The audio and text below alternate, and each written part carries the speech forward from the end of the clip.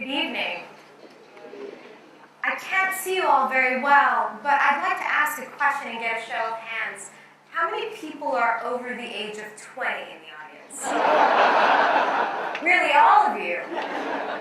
Well, I'm going to talk to you about what happens to our brains and our cognition as we age.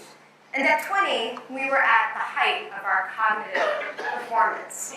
You might remember, some of you look a little young, so you probably do remember. You remember how efficiently and effectively you solved problems. You remember how quickly you processed information.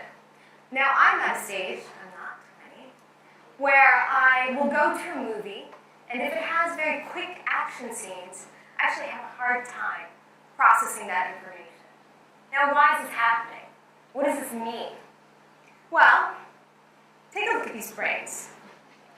Now, for some of us, we might still have the younger of the brain. The young brain, the larger, healthier-looking brain, is a brain of a 21-year-old male. Next to that brain is one from a was healthy at the time, 65-year-old male. Now you'll see a number of important differences here. Most importantly, the older brain is much smaller. The older brain has more space. Those sort of rivers that run through the brain, known as sulci, they get larger as we get older. There are a number of other neuroanatomical changes that happen as we get older. So many of you might be familiar with some of these changes. They're reported on in the popular media. But we have changes in neuronal density. We have fewer neurons. Our neurons don't communicate as efficiently and effectively with one another. And again, we have more space, more open area in the brain, less gray and white matter. What does this mean for us? Well, take a look at some of these complaints. Some of these complaints might seem familiar to you. I understand why you're laughing. I'm particularly prone to losing my car.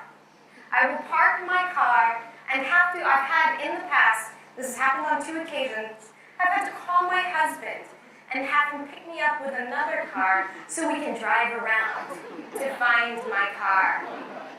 Now, these kinds of subjective problems that we all face, can't remember names all that well, can't remember people that we meet, can't remember this lecture 10 minutes from now. These kinds of problems increase as we get older. So the research that I do focuses on what these subjective complaints mean for our cognitive processing. And I particularly spend my time looking at age-related changes in memory and attention, and how those age-related changes are tied to those changes in the neural anatomy that I presented to you earlier. So, just to give you an idea of what's going on. As we get older, our memories get worse. Many of us might feel this problem already. Their memories are not what they used to be. Yeah, I thought so. Now, you maybe have to spend more time talking, taking notes, making notes to yourself so you're reminded of what to do in the future.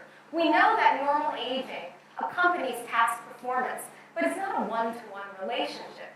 Really, what's going on is that normal aging is changing what I'll call cognitive resources, the availability of resources that we need to engage in certain kinds of cognitive processes, in attention, in memory, so on and so forth. But it's not just about these cognitive resources. I just threw out a term that doesn't mean anything. What's a cognitive resource? Well, cognitive resources are tied directly to those neuroanatomical changes. And what the research seems to be showing more recently is that older adults, there are 2 classes of you guys out there. There are those that are aging well and not showing any age-related deficits in cognition. And there are those, most of us, who are showing age-related changes. And those age-related changes in our cognitive performance seem directly tied to neuronal dedifferentiation. That neuronal dedifferentiation is tied to the cognitive resources. So part of my research has been to really get a handle on the cognitive resources that are required to engage in specific tasks and how we can deal with the resources that we have at our disposal. Now, if you think about resources, you can think, well, there are a number of things that will take away, that will reduce your ability to concentrate and to think. Now, some of us might have had maybe a glass of wine or a beer before coming into this session. Did anyone? I did. I had a little bourbon, actually. Not surprisingly, that's going to reduce the cognitive resources that are available to engage in specific tasks. But when we're hungry, when we're tired, we have fewer cognitive resources. When we're engaging in a lot of tasks at once, maybe our young children are pulling at us and trying to take us away from work, it reduces our cognitive resources. But importantly, anxiety and fear also seems to negatively impact the availability of cognitive resources. The more anxiety you feel, the less able you are to do certain cognitive tasks. So some of the research that we've been doing in the lab focuses on anxiety and fear. And what I do is I stress people out, and I see how it affects their memory. And I particularly do this with older adults, because I know that they are easy to stress. Here's how I stress. You know how I can easily stress an older adult? I have to say, hey, you're coming into the lab and you're going to do a memory test. And right there, I activate a stereotypical stressor in older adults. And just by activating that stressor, I negatively impact their performance. So I just briefly want to show you some data to support how anxiety can consume these cognitive resources, resulting in this case, specific memory errors. I'm going to say that all I have to do is say, okay, please come into the lab. I'd like to test your memory. And I'm going to compare you to young adults, those tough students that are in my classes. That's all I have to do. Testing creates anxiety in older adults. And what I typically do is present just a simple memory test. Some of you may have taken this test in the past.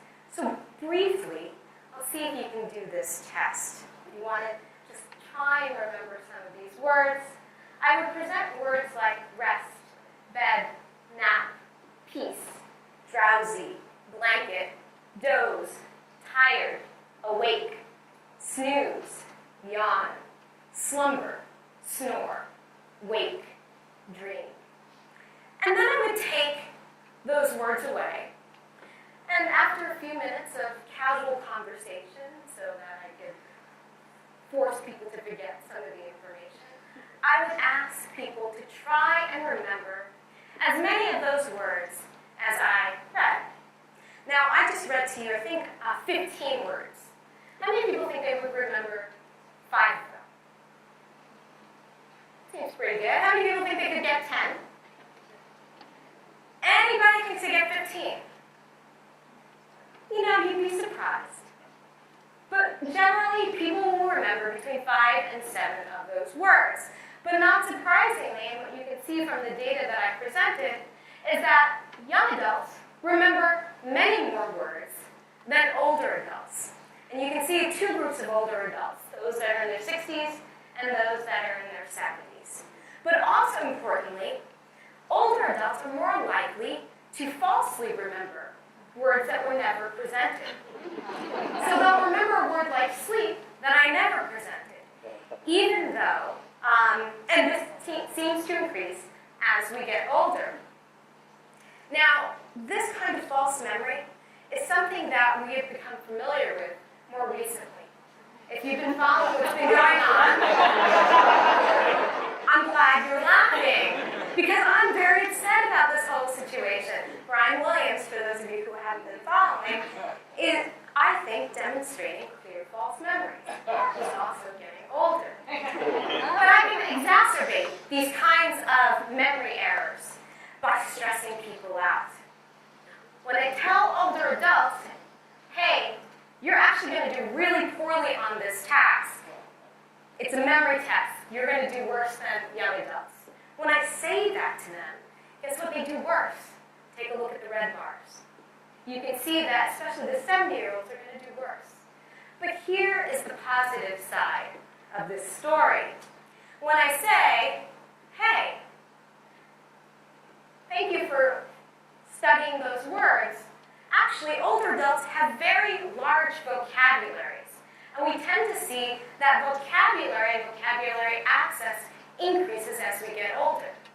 Reframe the test, reduce the anxiety, and I remove the age-related deficit in memory performance. I also reduce the likelihood of those false memories that we discussed. If you look at the green bars, you'll notice when I reframe the test, young adults do worse. So, what can you do as you are getting older, since almost everyone in here is over 20? How are you going to maintain your fast and efficient cognitive selves? Well, one thing you can do is try not to stress out about everything that's going on. Stop worrying that your doctor is going to make you take a memory test, and just take the test. As we get older, we're going to have a hard time processing information as quickly as we once did. Don't rush. Just accept that this is going to happen. And if you're interested in brain training, many people ask me about crossword puzzles and other kinds of tasks. The only one that seems to demonstrate far-reaching benefits, and you'll be surprised when I tell you, is playing first-person action video game shooters. So for those of you who like to play Call of Duty, I encourage you to continue to play that game. My goal in research is to get everyone to age and maintain their cognitive functioning so we can live healthy, happy, successful lives. I was just at the American History Museum and I saw Julia Child's kitchen today. And Julia Childs did all of her work in her later life, as did all of these individuals. Much of their great work came post-60. So, on that positive note, I thank you.